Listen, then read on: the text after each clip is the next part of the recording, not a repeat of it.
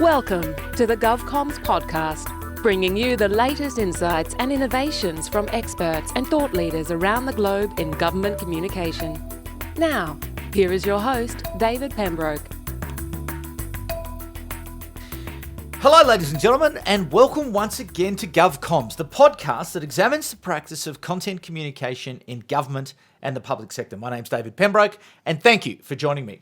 Today, we wrestle with the huge issue of trust, and we are going to talk about trust with Caroline Fisher, who is an assistant professor in journalism at the University of Canberra. Now, you may remember Caroline, certainly she's been a guest before in years past on the GovComms podcast, but recently we spoke to her about the digital news report, both the global and the Australian versions of the digital news report. So just dial back if you're interested in that to get some of those insights about the changing nature of communication, the changing nature of how people are getting their news, or perhaps, in fact, one of the great insights was the fact that a lot of people are not getting their news, choosing not to consume news information because basically they've got better things to do with their time.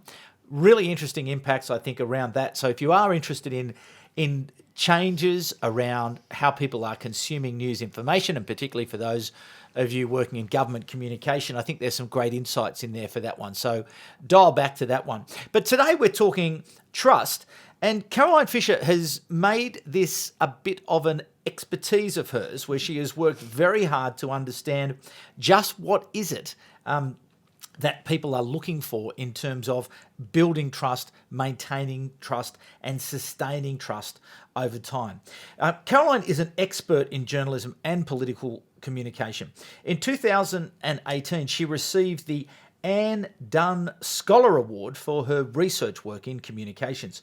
She also received the Vice Chancellor's Award for Excellence in Teaching in 2014 and again in 2017. And as I mentioned, she's a co-author of the annual Digital News Report here in Australia and has published several peer-reviewed articles on her research into politics, into journalism, into media, and into communication. But she joins me in the studio. Caroline, thanks very much for joining me on GovComms. Thanks, David. Nice to be here. Back again. Yes. Can't I stay know. away. I should just move in, bring a pillow and a doona in the corner. So why is it harder? What's going on with trust? We know every year the Pew Centre tells us, the Edelman Trust Barometer tells us, it's getting harder and harder to sustain and maintain trust. Now, this podcast is for government communicators, and obviously it's a big challenge of theirs to be able to communicate in such a way that we can sustain trust in our democratically elected institutions. But why is it getting harder? God, great question. This is a beast, trust, and I have, like you say, I've done a bit of work on it, and I guess I want to make it all a bit messy for a second. Looking at news media generally, I mean, journalists have always been rated down there on those trust scales of professions, down there near used car salesmen. So this perception that, that there's always been high levels of trust in the news media and suddenly it's gone south is just wrong. Yeah. So we've always had sort of lowish perceptions of trust. We have Why is that? Why traditionally were journalists always perceived as being untrustworthy? Well, I think that it goes back to it's individual practice as well. I mean, certain things, there are certain, like I say, this is going to get really messy. Individual journalists are very trusted, and some of them are the most trusted in the world. You go back, think of Walter Cronkite and people like that, and they were the most trusted man in America, etc. So there are certain people who have reputations, and people learn, they have a relationship with them, and they do trust them, and they think, well, whatever comes out of their mouth is going to be reliable. But there's a whole bunch of shysters out there, really crap reporters, and you can just see it how it's portrayed in the films, and the way that story is told. I mean, tells the story of society's perception of journalists and how it's changed over time, or changes depending on the news organisation. There's a fabulous series on at the moment, a BBC series called Press. If you haven't seen it, watch it. can't think of his first name, but Chaplin is his surname. I haven't watched that. My wife's watching that at the moment. Brilliant. Is it? And it's clearly a spoof on it's meant to be a Murdoch paper. It's meant to be the News of the World or something. Right. Versus sort of the Guardian equivalent across the road, and it's the ethical versus the unethical. So it's these perceptions of trust, whilst we talk about them in generalised sense, they're brand specific. They're about the user. So we can have a sense of trust about news in general. We can have a sense of trust about the brand that we use or that we rely on. They can differ. We can have a trust in a particular journalist. We can have trust in a particular, certain content. So when we talk about trust, and I guess this is the stuff that academically I've written about and written peer-reviewed articles about and book chapters about, is, what are we actually talking about? Which part of journalism or news are we talking about when we say, do you trust the news? Which bit? Is it the actual content of the story? Is it the journalist that wrote it? Is it the process of journalism and the selectivity that it went through to actually become a news story in the first place? I.e., do you trust the editor and every other thing, every other process that went through it? Do you trust the masthead? Do you trust the owner of the news company? Do you trust the friend on Facebook who shared the story with you? I mean, what are we talking about? Do you like the look at the layout of the website on which you got it? Was it easy to interact with? Or are you just looking for confirmation bias, and you actually just agreed with the content, and therefore it reflected your worldview, so therefore I trust it. We could keep going, as in splicing the nuances of how trust perceptions are influenced. So it is a monster, of a question. And can I say, what's interesting about this? People have always consumed news that they don't trust, okay? And there's research going right back to the 70s. It's called Users and Gratifications, and they use a theory called Users and Gratifications theory, trying to understand this because, you think to yourself logically, well, why would you consume news that you don't trust? Well, it turns out for a whole range of reasons. We consume it for entertainment. We consume it so that we have common information to share, so we can socialise and have a common sphere of discussion with colleagues and friends. So we have a sense of orientation and belonging in the world, for fun, for a whole range of things, relaxation. Trust is just one of, a range of factors. It's not the only reason, and in fact, for some people, it's not the reason why they choose to access news. So I've kind of blown it all up in the air there. But I think it's really important to do that because I think everyone bangs on about trust. If only we could trust news more. It's just like, well, yeah, okay. It's part of an answer. It's not the silver bullet, because there are people who pay for news in our survey who do not trust news. And maybe that's one of the reasons why they pay for the news that they do buy, because they don't trust anything else. Or, Yeah, I get that. There's a whole range of things going on here. Now, how much do you then... So drawing a line through that, and given that people consume most of their information and acquire most of their knowledge about government and about democratically elected institutions through the news, do you believe that there is a link between that? Yes. There is? Absolutely. So we don't trust government because we don't trust where the information comes from. No, I think, and having worked on both sides of the fence, and when I also look at the survey, so it's not just, I can inject a little bit of personal reflection in here, but based on the evidence of the survey, news is very negative on the whole, Negativity is the default news value. Conflict is, and conflict is the default news value. And politics is full of conflict. When was the last time you saw a story that said government does good? Government helps, 800 people, get a wheelchair. Where's that story? I think this is and this, particularly, I think is the frustration of many people who work in government I feel your pain. I've been there. I've been a ministerial media advisor and been absolutely frustrated out of my head. Yeah. Over how they just want to focus on the negative. Yeah, which is where I think this is the opportunity around content and going direct and building out your own channels and becoming... That's why people do it. A great storyteller on behalf of your policy, your program, your service or your regulation and to reach the highest possible standards of storytelling. Yeah. Tell it straight, but tell it well. Make sure the video looks good. couple of things going on at the moment. Wow. So, the perennial, travel rorts story. Yeah. Okay? Yeah. Oh, politician diddles extra amount of money out or whatever, but they've paid it back or whatever. But, negative story because it's easy. But, it's also terrible about whatever. But actually, there's a whole bunch of great things going on. And, like there are old gold mines being turned into, thermal power stations. And there's a whole bunch of, really innovative, great things which actually lift people's despair, about the world. But are we telling those stories? No. But no, we focus on this. No wonder people don't trust politicians because all we ever hear about is the fact that someone didn't pay their airfare and if they did, they paid it back too late. Or, we bang on far too much about... But that's never going to change. Well, it needs to change because people, for a start, our survey tells us, and we know this, you and I are interested in politics. Joe Public is not interested in politics. Now, there's a fine line there. There's a certain amount of information that needs to be portrayed to Joe Public about what's going on in the world so they can vote accordingly. But it can't all be negative. So we've got to address this. So you're saying that for the news media, yes, it's bad for business? Well, negative news is showing that it's bad for business because people are turning off, tuning out.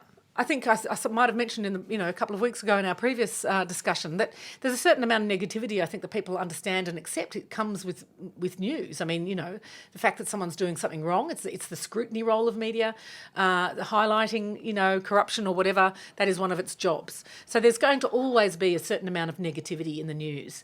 However, it's constant. And it just becomes overwhelming and people get tired of it and they get worn out by it. But do you think that there is a responsibility then on behalf of the media organisation and on behalf of the journalists is that they be more even-handed? Absolutely.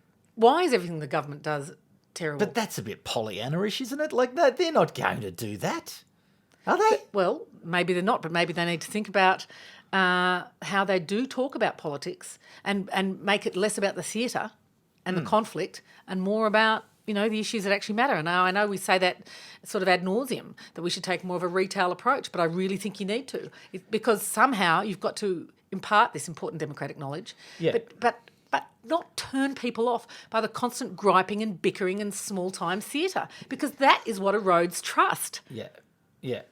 But the journalists, I don't know, I just think they feel that if they write something positive that they're patsies. If they write something positive, they're being caught by the spin machine. And you can still tell a good story and apply scrutiny. Of course you can. It doesn't have to be spin. It's not one-sided. It can be balanced and have scrutiny in it, but it can, there are ways and ways. And like I say, even if there is an issue to be uncovered, let's go to that and dig a bit deeply. But just get away from this constant shallow griping because it turns people off. But and that's true. And when you think, you can look at any number of examples of big, complex, difficult change, particularly in this time where there's massive transformation being driven by, the improvements in digital technology and trying to keep up and trying to keep systems relevant and delivering and services being delivered while, people are expecting more. They want, everything delivered to them on their phone, straight away, all the rest of it. These are complex, difficult challenges, but you always read about, cost blowout, overrun, but there is very rarely that sense of, well, what were they trying to do here? And what they were probably trying to do was pretty hard. And right. Guess what? They mightn't have got it right. But that nuance is just lost. It's not lost because it's never even uncovered. It's just ignored. Well, this is something actually when I did my PhD years ago, I think one of the problems is there's just a complete lack of understanding of how government works. Yeah. And, But does anyone care? Like, do people really want to know how government works? No, but what I'm saying is... If you're a journalist, I suppose, covering... But actually, one of the advantages, because I was my research was into people who had been journalists, who then became spin doctors and actually went back to journalism. And the perception actually was of those people, and even of their editors and who employed them after they'd been spin doctors, was actually they're so valuable because they actually that's a pejorative term. You shouldn't use that. Okay, anyway. yeah, sorry. Okay. But I don't care. People call me that all the time. Let me finish. No, what I'm trying to say, David, is that these people then actually have a deeper understanding and actually understand how government works. Yeah. They understand the grey. Yeah. They understand it's slow. Okay, they understand that black and white doesn't work. Yeah. And the black and white of the media does not fit the grey of government hard churn, okay, and the slowness of change. But people who have worked in the system, who understand how hard it is to get legislation through the parliament, who understand the cabinet processes, who have worked with government departments, they can bring more nuance to their reporting. Yes. And I think it's why people like Barry Cassidy, for instance, and Kerry O'Brien and those people who did work on the other side, why they were so respected, because they actually had a broader and deeper view. They understood the cumbersome work of government. So how do we then go about this, going back to this issue of trust, this, quite sustained trend around continuing erosion around trust in government. It's, I think if we don't do something about it, we'll turn around in a few years' time, it'll be like, hang on, we've started to lose. Well, we haven't started to. I think we're already on the path. But if we don't do something about it now, then we could find ourselves in a bad place if we're not more mindful about that. So what's to be done? What's to be done? You're asking for a silver bullet, yes. David. I've just told you there is none. No. What I'm looking for is maybe a inspiration or a pathway or trying to address the cynicism of journalists who, I'm not going to be told, I'm not going to be dictated to by you, I know best. Like, seriously, the arrogance I find is just breathtaking in so many journalists, where they presume to have an opinion, and the fact that you read more opinion than news is just, you sort of think, really? What gave you the right to have that opinion? Where did you assemble enough knowledge and enough wisdom to be able to think that the world needed to hear what you had to say? God, I remember, I'll tell you a quick story. When I first started my journalism career, I was working at the ABC, and there was a fearsome guy, an editor, a guy called David Ford. He was the executive producer of AM. And I was in my training. And back in those days, they would train you and they wouldn't let you on air until you reached a certain standard. And on this particular day, I did a story and I inserted a bit of commentary in the middle, like 3-4 minute piece in the middle. And he was listening to it as he was training me, and he stopped and he glared and he looked across at me and he went, "Pembroke, nobody cares what you think." Yeah. And I was like, okay. And from that moment on, I was like, okay. Yeah. Both sides of the story, just go and get it and put it out there. And whereas we've moved on from that, Well, certainly some news brands have, and it is part of their style now to actually, it would be odd if you didn't insert your opinion. I mean, that's certainly the style on news.com and other places, However, but you look at the ABC, for instance, and people have gotten into big trouble for doing it. Andrew Probyn nearly lost his job over his comments about, I think, Tony Abbott being a wrecker. Yes. For instance. Yes. Which turns out to have been factually accurate, but at the time was perceived as editorialising. Yes. So I think that, the ABC is, I think, increasingly observant. Vigilant. Of the division between Indeed. opinion and news. But no, I hear what you're saying. I mean, so what's the question here? You asked me, how do we increase trust in the news media? How do we increase trust in government? Yeah. And you've got a couple of minutes to go. God, and he didn't give me any. I haven't got anything to drink. Look, I think from a government side of things, I mean, really, answer the question. I think increasingly when it comes to this, where the media and politics intersect, at that point where people are asking you questions, just answer the question. Be straightforward. Be transparent. Be authentic. Be timely. I mean, authentic is now a form of spin, so it's got its own, it's got its own artificiality about it. But within, as much as possible, within a fake environment where you've got a camera trained on you, and you're trying not to, blow up some relationship with a foreign country. Yeah, be as authentic as you can be. Yes. Under those pressures. Tell it as straight as you possibly can. Of course, there are constraints. It's easy in opposition. In government, of course, there's a lot more that you can't say.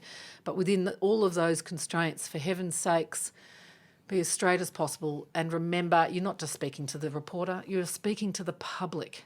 Yeah. And just do not lose sight of the public. And I think that that's the problem at the moment. I think that we're reaching this...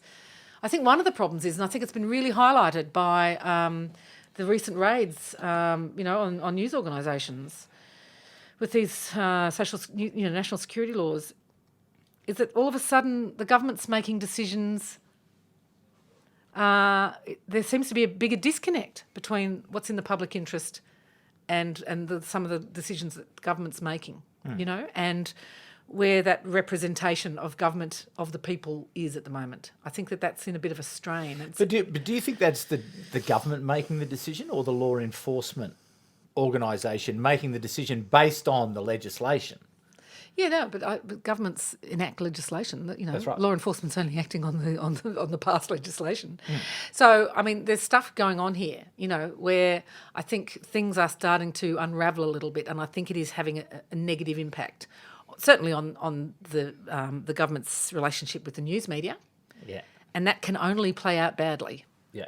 If you're, yes, there's direct communication, but still the news media are still a main interface between, the government and the public. Oh, absolutely. And if that relationship deteriorates, then that's going to cause all sorts of discomfort for everybody. So they've got to really look at that for a start. Do you think there is respect there, or do you think that respect has been strained and lost and broken? Yeah, I think it's broken in many, many places. I think partly, over time, because of the erosion of resources within the news media industry. So the closure of newsrooms, the loss of staff, and loss of staff with corporate memory, the loss of staff who actually have a history. The replacement of skilled reporters with young pups with no corporate memory, who are on the hamster wheel of 24-hour churn to fill the bottomless news File, hole. shoot video, tweet. record audio, tweet, take photos, upload When's it the all? time to do research and actually dig and all the rest of it? So I think that the relationship has been badly damaged. I think there's less respect. There's very few old timers in the press gallery. And I think that has an impact. So what do we do about that? Like, how do we restore civility and engagement and that understanding and respect and trust between each other, such that the democracy can It's all about relationships. function? It is all about relationships. And I think people, it's great to see that, for instance, the Canberra Times, I understand that they're reopening a bureau in Parliament House. They are. They haven't had one. Yeah. How can you get your message across? How can you reach that person? How can you have any kind of relationship, if you haven't got someone in the press gallery? Who do you talk to? I mean, so fundamentals, trying to restore some actual warm bodies up there is a good start. Keeping them there so that they do develop corporate knowledge, so that there is an ongoing relationship, so that they can apply scrutiny, they do understand the system. Then it's incumbent upon, and this is, I suppose, the engagement really is around the political arm of government, that those relationships then be managed in such a way. Because, I used to work up there, and there was a degree of hostility, of course, and there always should be. Yeah, that tension. Yeah, that tension's absolutely necessary. Yeah. But it will either be a respectful tension, or it'll be outright attack dog, depending on the relationship. Do you worry about the lack of trust? And I suppose I do. this is a wider question, not just about the news media, not just about government, but more broadly, that we start to not trust, the communities that we operate in. We start to, there starts to be that fracturing of society if we don't get that bit right. Yeah, but again, it's all about relationships. You can move into a new neighbourhood and never meet your neighbours, and and never feel entirely safe until you lean over the back fence and say, "Hey, come in for a cup of tea. Here's a spare key to my house in case I lock myself out. Hey, I'm going away. Can you feed my cat?" Until you start having those things, and maybe you'll have a street party at Christmas. It's about relationship building, and it will always be about relationship building. That will never change. Trust is based on it. Absolutely. You cannot have trust without solid relationships. Well, there we go. The monster has been tamed. We have all the answers to trust. Quite simple, really. Might take a few years, but I think that's good advice for. And this is probably a more broader question, not directly related to trust, but it's something that I'm talking about find myself talking about this quite regularly on the podcast, is about the role of the government communicator to get out from behind the desk and go and talk to people. Absolutely. Not just in their branch, but outside of their branch, into their policy areas, into their program areas, into other agencies, other departments, get into the media and really get out and get in front of people. But also just get out into the community. Yeah. That's right. And beyond that, into the actual community. I mean, itself. for instance, I'm going to talk to the University of the Third Age next week. They get together every week at the Austrian Club in Mawson and they get people to come and talk to them. Well, why don't get a government communicator to go out and talk to the U3A? They're very engaged older people who want to know what's going on. I mean, there's so many public forums, actually, and people do want to know what's going on in their own community. So, I'd say get out there and just talk to people. No, it's interesting. We did a podcast a few weeks ago with a fantastic guy by the name of Conrad Bird from the government, the UK government. And he made this point of he was always quite happy in his teams to see that nobody was there. He always wanted his people to be out and in front of people because he felt that that's where the value can be created. Yeah. It's where the insights are. Yeah, it's where that understanding is where you're going to be able to then bring something back and to be able to create a great piece, a great story, a great video, a great blog, a great podcast, whatever it might be. So, that's interesting. Anyway, Caroline, thank you so much for coming in once again. Thanks for doing the podcast a couple of weeks ago around the digital news report, and thanks for this discussion around trust. No, because I think breaking it all down, I think that's probably, as I say, where's the silver bullet is relationships. The silver bullets is in people. And I think that is probably it. So we've solved it. Solved the problem. Fantastic. Again on GovComms. See, doing it for you again, audience. Thanks again for coming back. And thanks to Assistant Professor Caroline Fisher. And thanks to you, the audience, for coming back once again. Delighted. I'll be back in a couple of weeks' time with the next episode of GovComms. But for the moment, it's bye for now. You've been listening to the GovComms podcast. If you enjoyed this episode, be sure to rate and subscribe to stay up to date with our latest episodes.